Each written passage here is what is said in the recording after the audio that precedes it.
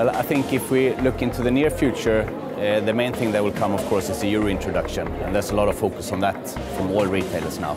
But if we look a little bit beyond that into the next year, I think there are a couple of things. One is that the market in itself will continue to be very competitive.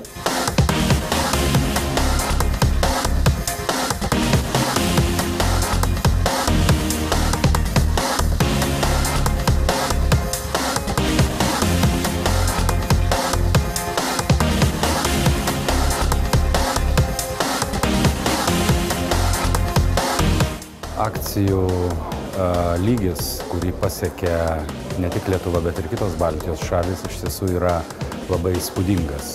Pagal paskutinius Nielsen duomenys apie 40% visų pardavimų yra parduodami akcijų metu.